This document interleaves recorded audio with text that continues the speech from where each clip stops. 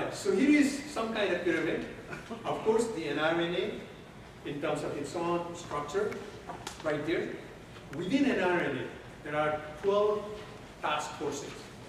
Education, dual citizenship, investment, women's, and so on. One of the task forces I mentioned before is another acronym, SKI. I already explained that. And then within the task force actually has science foundation, distance education, medical education, and so on. So it has subtasks. One of the subtasks is the distance education subtask force that you saw, the 3 people. And then within that subtask force, that's the core proponent team that by repeating so many times, I think I might make these people very famous. Okay, so here is the initial task for the core proponent team. Okay, it might be a little difficult to read from some angles. There's a concept paper on the Open University of Nepal by the proponent team, which has been kind of distributed to some of you. It's also available on cffm.canada, cffm.ca. It's been uploaded here. And this is also printed in the souvenir that's been given to you this morning. And that's jointly offered by 3 of us. That gives you a really preliminary background on what is the thinking, what is the demand, and what is going to be happening. And on some of that, Dr. Bora this morning critiqued, so you have some ideas about that. And we do want to have some more ideas consolidated after this Houston conference. So the initial business plan will be kind of expanding from here. The next step is the memorandum of understanding between NRNA, CFFM, and the government of Nepal to delineate the different roles. And a draft of this has already been submitted to the president of NRNA, Mr. Girasan. He's reviewing it. As a matter of fact, if the political reality in Nepal was not this volatile, it probably would be in Nepal kind of negotiating a MOU.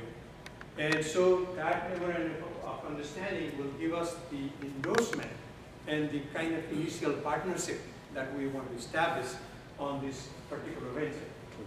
And then the government of Nepal provides endorsement and official backing of the report to the proponent team. I think one day yesterday, Dr. Pramod Dhakal got a letter from the Ministry of Education. A letter from the president of NRNA has been already submitted to the Prime Minister of Nepal. There was actually a press conference on that. So the official channels and the collaborative efforts, the first steps have been taken. Okay, so that's part of the business plan that I'm talking about, the pre-business plan. The proponent team previous ideas and what support can be mobilized from outside and prepares a business plan. For this one, we want this business plan to be very professionally done, just the way that I used to work for private consulting, and many people have worked in private consulting before. It will have the real, we don't need to go into a lot of details of feasibility study because Nepal government has already kind of identified it as a project. But we do want to have the financial viability, the economic viability, just the way that the consultants do to establish any product. It gives you all the pros and cons and nuts and bolts and all the risk and all those kind of factors that professionally we do.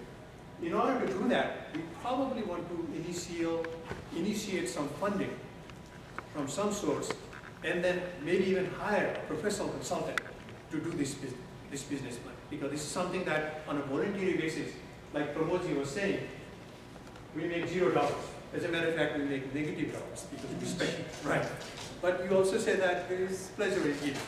So from ourselves, because we work full time and we have so many other obligations, we probably wouldn't be able to do that. So that's something that we probably would need a professional help, and then we want to mobilize some funding, and that's why we began to talk with the Asian Development Bank and all the people. Then the component team reaches out to the potential international donors, diaspora, and so on. When I talked with the Asian Development Bank, they said, hey, do you have some proposals, some business plan? Everybody wants to take a look at it because they want to know what's going on. Who are the entities? What kind of what level of legality has been worked out? What are the risks? What does the parliament and what does the government of Nepal think about it? Then work with the government of Nepal towards the content development and implementation, because that's something that will be identified in the business plan, but that's something you cannot really put the cart before the horse on this situation. Okay, so a little more on the structure that we discussed in the morning, and then I also kind of discussed a little bit early on. This is what we think. The Education Ministry of Government of Nepal has already some initial document. I asked for the documents, but as you know in Nepal, we start with some very informal kind of procedures. So there might not be a real heavy stuff just the way that we are used to in US and Canada. So, but they have some background work already done, and we were supposed to have, I think, Dr. Pant, you might have brought some materials for us, okay?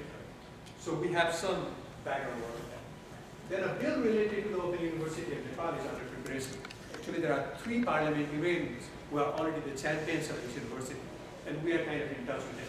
Because it's something that will have to go to the parliament as a government university to enable the establishment of the university, and also to give the endorsement and support and mandate of the government.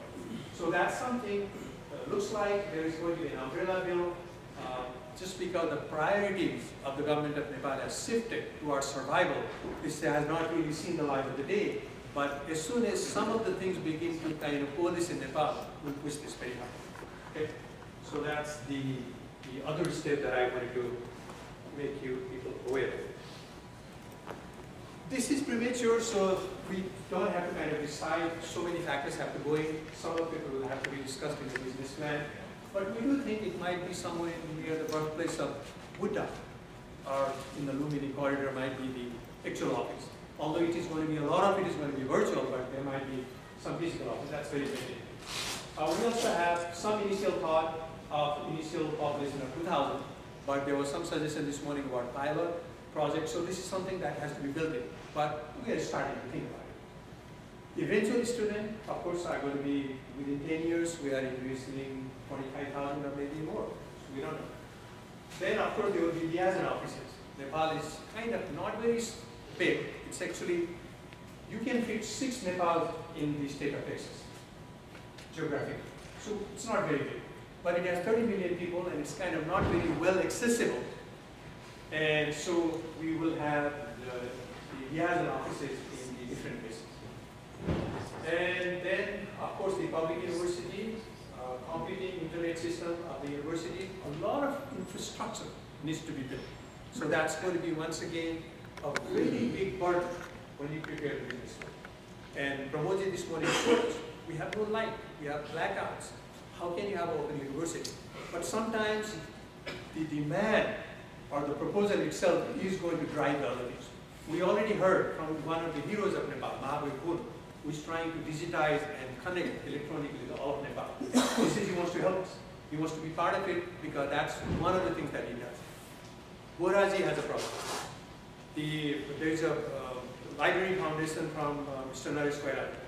And then there is electronic library project from Dr. Sivabal. All of these will kind of synergize and kind of work together. Then publications of the university to supplement online and distance education, outreach resources centers establishing strategic locations across the country. So these are some of the preliminary ideas on that one. Now the degree programs and degrees, as you've heard this morning, that usually the Open University means on your undergraduate program, it's open. Anyone who is more than maybe 18 years old or 21 years old, if they have some rudimentary possibilities of getting a bachelor's degree, it might take them a long period of time, it's kind of done by module, they can start. That is the whole idea about access. That's the whole idea about making it open. Otherwise, you kind of have that same 10% filtration that, for example, Harvard makes, and we are trying to do something opposite of that. We do not know, usually the graduate degrees, you need a prerequisite of undergraduate degree. And then there's going to be graduate diplomas and certificates, bachelor's degrees, associate degrees. This is something that might not be part of the university, but we don't know. There might be dual degrees. And then very important areas that the type of people that we're looking at right now might need are in education, finance and management, rural technology. People who can stay back and make something happen. Engineering and IT, mathematics and science are some of the preliminary areas in terms of the discipline. Okay. All right, I will quicken up. And so some of the target groups are the employed individuals by different organizations who can actually sponsor them, okay, by the government and the NGOs and private sectors. And then pay their fees, that is going to be one target group of students. Women were really left out. Nareniji was saying this morning. Those are going to be the people who are likely to go somewhere else are going to be another target. Remote and marginalized people who are not able to go to who are not able to go to the urban areas. And then, of course, the adults who have missed the opportunity to go to regular education and to regular universities are going to be some of the people. We have lots of retired military and civil servants and returnees from former temporary employments. So those are going to be some of the areas. What are the basic infrastructures we need? We definitely have to begin thinking in terms of the computers and laptops, power supply, hydro, solar battery, internet, broadband radio. Some of it is kind of happening, technical support and so on. One of the good things is sometimes you can kind of create the demand for all of this to happen a little quicker if you have a very compelling project that is brought forward to Nepal. All right, very quickly on financing and funding. These are really, really back of the envelope calculations. We do need an initial amount of 25 million US dollars. And then I've kind of broken it down, compared it to some of the universities in Nepal in operating cost. Then the government of Nepal gives in-kind support, external funding. NRNA itself, there are some people who can contribute up to $1 million ourselves. There will be grants and loans. There will be regular income from investment and endowments for operating costs. So, you know, there are some remarks out here to give a little bit of detail and also to provide sustainability of that. And we do want to think about maybe of course there's going to be sliding scale, scholarship, government programs, private banks and other loans. An NRNA scholarship, maybe there's going to be Mr. Prasad scholarship or Mahato scholarship, who knows.